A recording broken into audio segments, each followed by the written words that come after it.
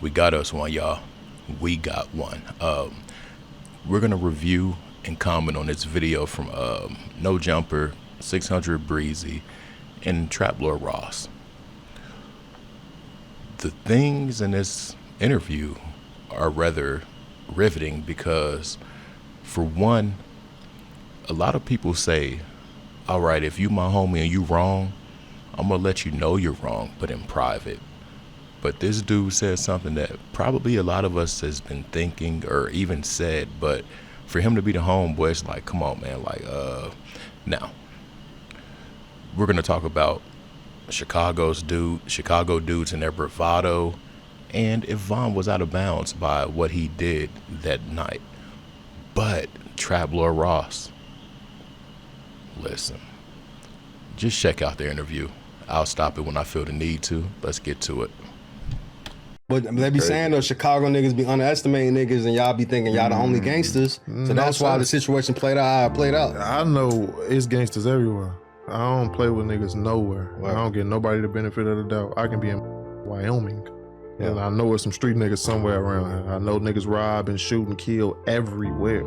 So some Chicago niggas might move like that, but that's a narrative they push on us that's really not true. Like, you see, you meet niggas like me, I don't treat niggas like they just, you know what I'm saying? Yeah. Like, the only nigga you heard me say is a bitch ass nigga's a nigga that's from Chicago. Yellow. So, you know what I'm saying? Like, other than that, I don't be like, I know it's gangsters everywhere. So I know, like, I ain't never really been around my niggas and they just been like, oh, he from Iowa, he from Wisconsin, he a bitch, he from Indiana, he from, like, no, this shit going on. I'm not about to sit here and lie. Every dude I've met from Chicago, even the lames, they go to different areas and act double tough. And I do see a lot of them act like their hood is the only hood, or when guns were made, they were only dropped in Chicago. This next clip is where bro says Von was out of bounds. And this is the thing. Von made it known before they all linked up that he was going to put hands on Quando and this and that. But when you're in a stand your ground state, you got to move wise. And I don't know if Von took that into consideration. Let's go. But the reason I say that though, because it's like, all right, in Chicago, Von, you think Von would have ran up on a nigga and punched him first? Because usually a gunplay come right after that. So the fact that he even ran up on Quando and the first thing he thought was, I could just punch this nigga and it ain't gonna be nothing. Because he underestimated the nigga or underestimated the situation? He underestimated the whole situation. He was out of bounds. That's still technically, he was in they state. Like, that ain't they city, but that's they state still. But if we keep it real, y'all, they had numbers on them though, in they state. So I think it's the mentality of Chicago niggas coming with like, man, these niggas ain't on shit, and then, Tom. I feel it just probably was something deeper behind that with them two. That made him like, no, that we ain't finna start shooting. I'm finna punch this nigga. Like, it gotta be deeper. It was something deeper. I don't think it was like totally a bravado thing. And Von may have been a little bit out of bounds, but I feel like the people around him were more out of bounds. You got to protect the bag. And in these next few clips, we're going to hear something that I brought up a while ago. And I know TrapLore watches me, but nobody ever spoke about this until I spoke about it. The part about the ex and sleep and things like that. Yeah. Anyway, let's get to the next clip. It was something deeper, for sure. A few things that don't make sense about that night, because the other thing I feel like a lot of people overlook is the fact that it just so happened that after the bullets started flying, Von's guys pull out guns, start to shoot in, and then the police hop out of the car immediately and start shooting at Slightly and Louis, right? And another person was there. But I feel like that's something where people underestimate. I think the cops were doing surveillance on Von. I think they were following him everywhere he went, because how damn near you get in a fist fight, someone shoots, and then literally within seconds, there's two police armed shooting on the scene. So I feel like Von underestimated a lot of things. I think the feds were watching him everywhere he went, and I don't think he realized that. What was it? Feds who popped out and shot, or was it Nah, just those cops? was just state police that was just right you there. know what? It's just a little too coincidental. Now they were just right there, ready to shoot. No, It's that outside of a make- club. Yeah, it's like a party type Still, area. that There's make a people lot around. of sense if was looking at him to be the head of that case. So if they was looking at him to be the head of that case already, they already was having surveillance on him, following his every moves, because when this shit go down, we going to go get these niggas wherever from where they at type shit. And Vaughn got money, so they weren't gonna be able to let him run. Like, damn. 600 Breezy said maybe they were looking at him to be the head of those situations, because TrapLore Ross detailed on how quick and how it seems like a coinky-dink that the police were there so quick. Now, when you party in Atlanta, I'm gonna tell you one thing. Atlanta is so big, it's so vibrant, it's so lively that a lot of these places got state police or troopers off duties and things like that. But a lot of them are in plain clothes. And the mistake you can make in Atlanta, if you're not too privy of Atlanta, is thinking that you can almost get away with anything. But you always have these authority figures that are watching. And the one thing I can say about Atlanta police, they do not play. So I could see this scenario being that they were just there, and I can also see Vaughn being surveilled because of what's going on with, or what went on with everything in that case and things like that. Now, I'm gonna just shut up. Let's get to the next clip. Did you ever see that video of him hopping off the plane and like some And feds? I was just gonna say that. I swear to God, I was just gonna say It make a that. little sense when you say that, but Yeah. from the body cam footage, it looked like just Atlanta police. If you watch, cause that hookah lounge, I've been there before, or whatever, or that little spot, like Yeah. before all that shit, and like there be police just chilling out there in those parking lots and shit.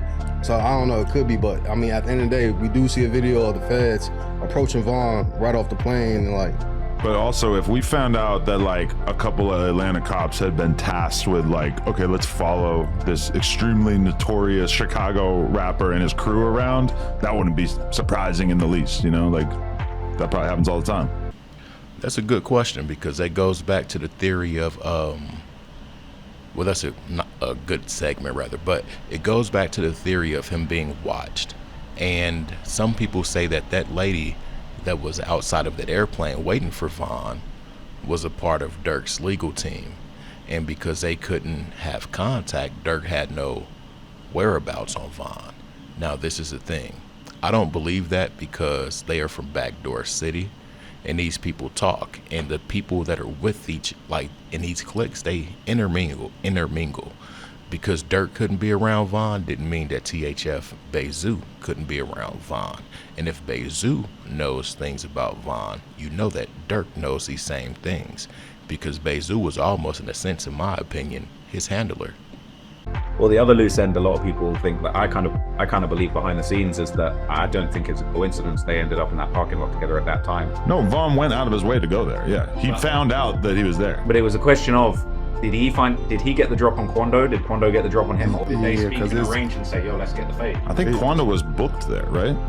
I don't think he was booked at that club. Quando's official story is that he'd been to some other club and they'd been shooting a music video before, and they was just gonna go in here and grab some females and grab some chicks to take back to the Airbnb. That don't even sound right. I ain't even heard that. I ain't know that part. That don't sound right at all. That don't sound right at all. Cause Vaughn, it was Top birthday, I believe, and they was all somewhere else having a time. You know what I'm saying? Like, so now I'm looking at the shit differently, cause that's crazy. That's Did y'all pick up on what I picked up on at the end of that clip? Well, first off, let's start here.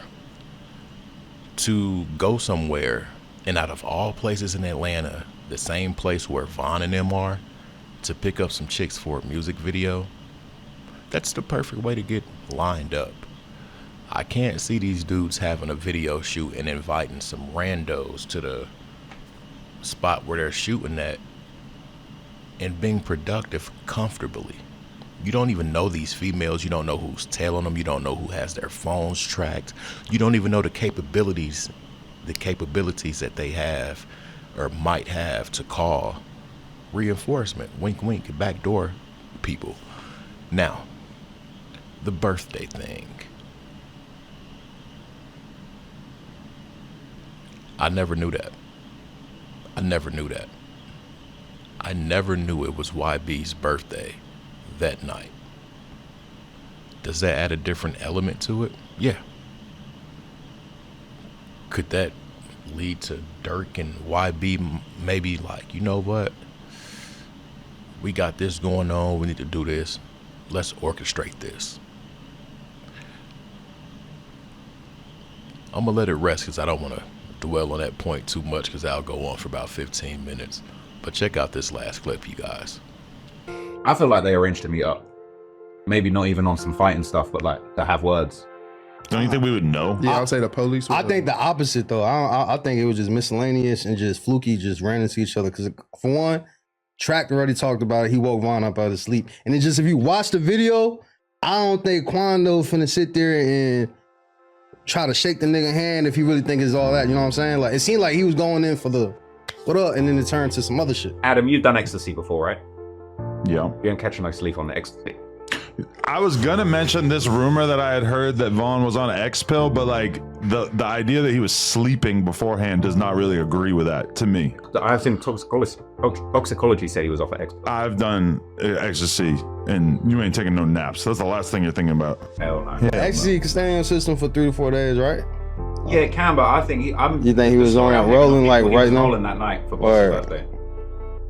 I mean, the nap thing to me just don't really align with that. But I mean, I've also a lot of people are a lot more habituated to ecstasy than I am. So I only probably did it maybe like 10 times in my life. Well, there's that other video of Von. He's with BJ, and they're saying in the video when he's live talking about, he's saying to the comments, "Yo, how many bodies do you think I got? More than 5? More than 5?" People are saying he's off at X-Pill in that video. In that video, I seen that. Now, I said this in one of the videos, and this is how I know bro watches. You're not gonna think about sleeping.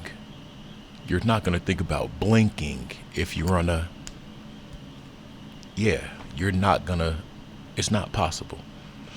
And Remo said that, yeah, that stuff stays in your system 3 to 4 days after ingesting it. That's very true. But another thing that's very true is orange juice or water, Gatorade, anything that isn't acidic or has the fizz, oh my God, carbonation, it'll reignite vibes from when you took that, or if you even smoke a cigarette or a blunt or something, it'll bring back those don't want to sleep feelings. I never agreed with that scenario that they say he was on this or off that or whatever. And you're not going to wake somebody up because they're not going to be asleep. And why was Quando at that truck so comfortable as if there was no threat? Who orchestrated that situation for all of them to be in that one particular area that's 21's uncle's club and also was supposed to be closed for business? Who orchestrated that?